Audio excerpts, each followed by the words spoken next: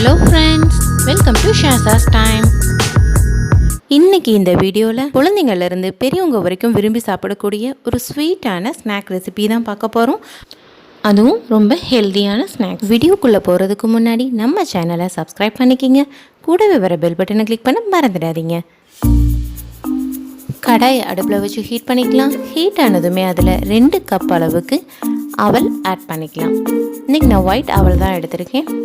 அவல் ஆட் பண்ணிவிட்டு ஃப்ளேமை மீடியம்க்கு சேஞ்ச் பண்ணிக்கிங்க. இப்போ இது லேசாக வறுத்து விட்டுக்கலாம். இது ஜஸ்ட் ஒரு 2 நிமிஷம் மட்டும் வறுத்தா போதும்.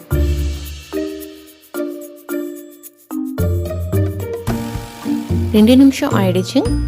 இப்போ அவல் நல்லாவே கிறிஸ்பாக மாறிடுச்சு. பாருங்கள், நல்லா உடையுது. இந்த இடத்துல ஸ்டவ் ஆஃப் பண்ணிவிட்டு அவல் எவ்வளோ எடுத்தோமோ அதில் பாதி அளவுக்கு பொட்டுக்கடலை ஆட் பண்ணி ஃப்ரை பண்ணலாம். பொட்டுக்கடலை ஆட் பண்ணி செய்கிறப்போ நமக்கு ஃப்ளேம் இருக்க வேண்டியதில்லை. அடுப்பை ஆஃப் பண்ணிவிட்டு இந்த ஹீட்லேயே நம்ம லேசாக வறுத்து விட்டால் போதும். ஜஸ்ட் 1 நிமிஷம் வறுத்தா போதும். அவலில் வந்துட்டு ஒரு நல்ல கார்போஹைட்ரேட்ஸ் இருக்குது, ஹெல்த்தியான கார்போஹைட்ரேட்ஸ். அதனால் டயபெட்டிக் பேஷண்ட்ஸ்லேருந்து எல்லாருமே தைரியமாக சாப்பிடக்கூடிய ஒரு food and easily digestible food. And பொட்டுக்கடலை அல்சர் பேஷண்ட்ஸ்க்கு ஆசிட் லெவலை கண்ட்ரோல் பண்ணுறதுக்கும் ஒரு நல்ல ஹை லெவல் எனர்ஜி கொடுக்குறதுக்கும் ஒரு சூப்பரான ஃபுட்டுங்க. இப்போ இது ரெண்டையுமே நம்ம வந்துட்டு வறுத்த ரெண்டையுமே மிக்ஸி ஜாருக்கு ட்ரான்ஸ்ஃபர் பண்ணிப்போம். இந்த பொட்டுக்கடலை வந்துட்டு சின்ன குழந்தைங்களுக்கு அடிக்கடி சும்மா ஸ்நாக்ஸ் மாதிரி கூட சாப்பிட கொடுக்கலாம். கொஞ்சம் நாட்டு சக்கரை கலந்து. இதில் அவ்வளோ எனர்ஜெட்டிக்காக இருப்பாங்க குழந்தைங்க. நீங்கள் இதை கண்டிப்பாக ட்ரை பண்ணி பாருங்கள். கொஞ்சம் கரகரப்பாக அரைச்சி எடுத்துக்கலாம்.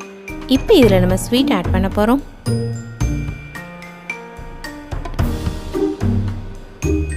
2 கப் அவலுக்கு 1 கப் பொட்டுக்கடலை, 1 கப் பொடித்த வெல்லம் இல்லைன்னா நாட்டு சக்கரை கூட நீங்கள் ஆட் பண்ணிக்கலாம். மோஸ்ட்லி ஒயிட் சுகரை அவாய்ட் பண்ணிக்கிறது நல்லது. அதையும் சேர்த்து நல்லா இப்போது அரைச்சி எடுத்துக்கலாம். நல்லா நைஸாக வர்ற மாதிரி நல்லா பிளெண்ட் பண்ணி எடுத்துக்கோங்க. இந்த ஸ்நாக்ஸை நீங்கள் 1 வீக் வரைக்கும் ஸ்டோர் பண்ணி சர்வ் பண்ண முடியும்.